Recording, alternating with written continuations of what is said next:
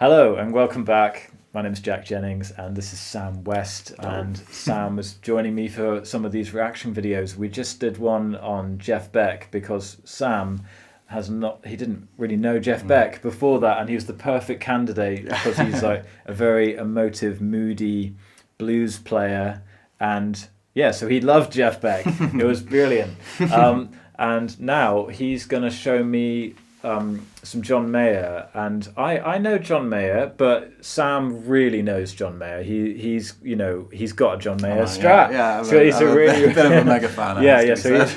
He's a mega fan. So he's going to take me a bit further into this. And Sam's got a really, really great channel. He actually talked about, was it the John Mayer Strat versus the Silver Sky or something? I did, that? I did something similar. John Mayer's Forgotten Guitar. That's right. I did a video on his Fender signature model.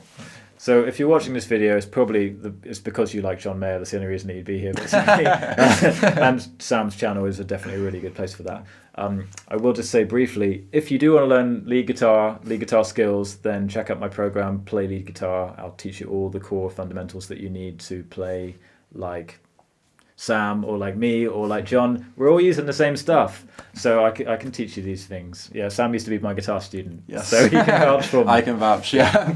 So we're going to be taking a look at the very famous music festival Crossroads and John Mayer's cover of the Bill Withers song Ain't No Sunshine. So excited to see what you think.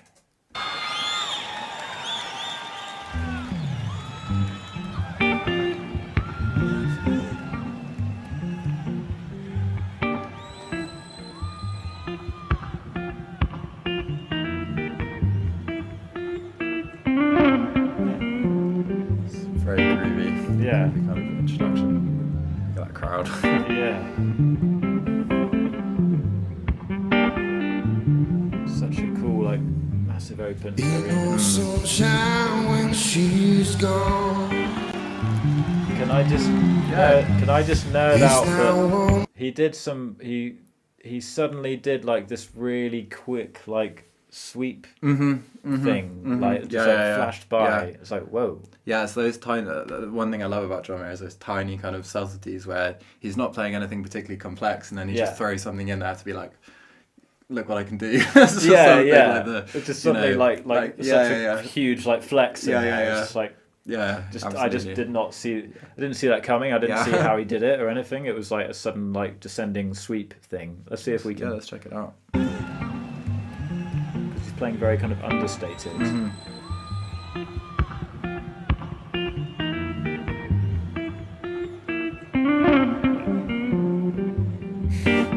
So sweet. Yeah.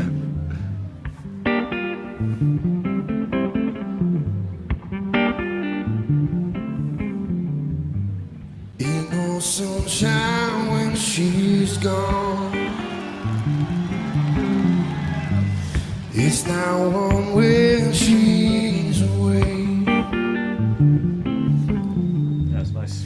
Ain't no sunshine when she's gone. She's always gone too long. A little like syncopated groove when she's singing hers. You wouldn't know he was singing at the same time.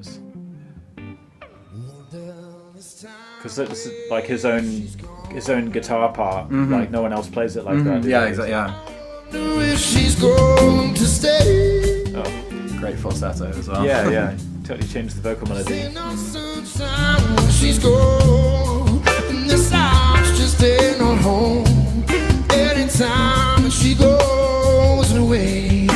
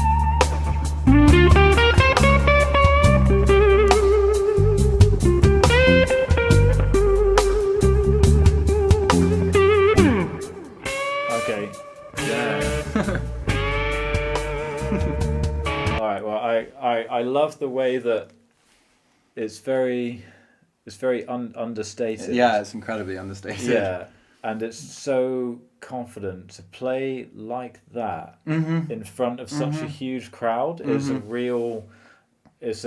Only like the masters can do that, really. Because he's like a modern sort of B.B. King. Like I have heard quite a lot of bits of his playing, but in this one he's really giving me like a B.B. King vibe. It's a bit like B.B. King went to Berkeley for a bit. Yeah. But in a really, really, really cool way. In a way I like that, and I feel like he's just got lots of little nuances and like the note choice. The Berkeley thing. I mean, he did actually go to Berkeley. Yeah. But I can hear on certain chords the chord changes when he's just really plotting like a really nice note over that chord change. Yeah. That's like like you know your stuff. Like this guy totally knows what he's doing. You know. But he's got a very like muscular kind of grip on the guitar as well. Like the physicality is really there, but he's really being like gentle and like nuanced with it at the same time, and like hardly anyone can actually get that feeling, you know, of like being like strong but actually having like delicacy. Yeah, absolutely. Yeah, man. I completely agree, and I completely agree about what you were saying. To have the balls to play like that. There's even in some of his studio records, he'll go.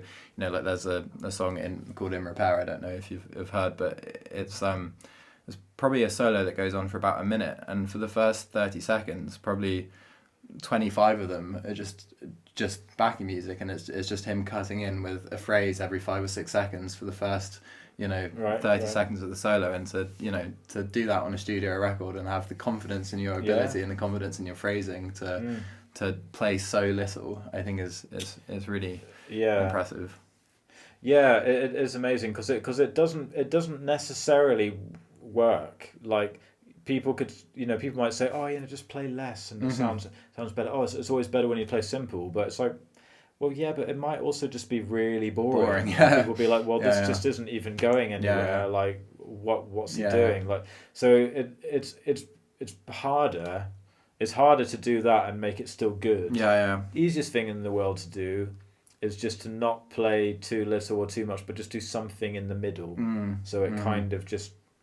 It's not too much, but it's also like not too sparse, so it's just kind of just normal. But playing like this in front of a massive crowd is not normal.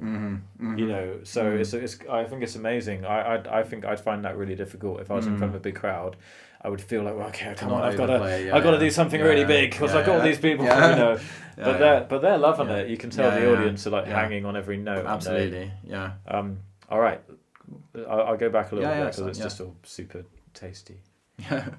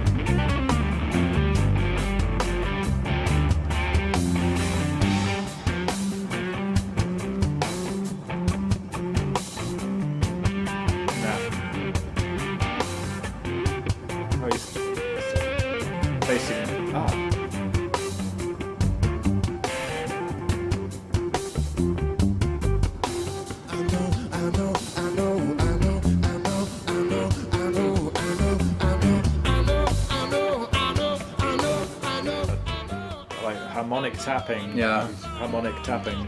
I don't leave a young thing alone, but there ain't no sunshine when she's gone. Only darkness every day. Ain't no sunshine just 3-piece band as well. No rhythm guitar. Yeah. Just so no it's so problem. raw. And Steve Jordan and Pino Palladino are both just absolutely incredible. Yeah, they're great, aren't they? Yeah. But he's got a different snare there, so he's facing backwards. Does he know he's only playing snare, hi-hat, bass? Yeah, he's an awesome drummer. Yeah. Yeah, they're a real dream team, aren't they? They're so good. Yeah, that was really, really nice, you know, just really nice, like, compact performance, like, you know, sometimes it's really, really cool to have something which is just a nice little package, you know, it just like got everything that you want in there. But the guy's just got so much charisma, and you know, hardly anyone can like sing and play like that, and just keep your interest. You know, like you just can't stop. Yeah, you know, you can't take your eye off him. Yeah. Like, what's he gonna do? Yeah, you know. I think he's such an unbelievable kind of solo builder in the sense that, you know, and even as you were saying, like leaving that much space, you know, that's so much in playing, you know, almost underplaying towards the start of a solo, it leaves so much space. And I think that's kind of how he creates that kind of hanging on every note. Yeah, it takes you on a bit of a journey, his solos, I find. Yeah. I think. Yeah, absolutely. You don't feel that it's just like a filler. It's like he's you know, and actually the other guys in the band are. It's like it's a simple accompaniment, but the way that they're following him and just building it up a little bit and just always in like the perfect place, you know. And it's like I was saying about, you know, just a 3-piece band as well, no rhythm guitar, but it doesn't feel like it needs it. And yeah, it's absolutely. It's better with no other guitar because it just draws you much more into like what he's doing. And then if there was 1 or 2 moments where he suddenly like pulled out a chord and his guitar kind of really growled, you know, absolutely, and you could hear that much more bare. So yeah, that was really sweet. All right, so I guess that pretty much brings us to the end of the video. Now I hope you've taken something from that and enjoyed a bit of his playing. I think he's not the most, but he is a very technically proficient player. But for me, it's the feel that I really connect with. Yeah, it's his choices and how he's using it, and it's what he's deciding to do that's interesting, rather than what he can do. Yeah, absolutely. The choices. Yeah. Okay, thanks so much for watching, guys. It was really brilliant to be taken more into the world of John Mayer, and Sam knows his stuff so well. So, you know, it's always when you sit with someone who really knows the music, it makes you hear it in a slightly different way too. So I really, really enjoyed that. Be sure to check out Sam's channel, especially if you'd like John Mayer, because he was talking about John Mayer's signature Strat. So check out Sam's channel. And if you do want to learn to play lead guitar, then I've got a program for learning all the essential core skills that you need to play lead guitar in pretty much any style. So that's called Play Lead Guitar Program, and you can check that out. So thanks very much for watching. Check out Sam's channel, and I'll see you next time.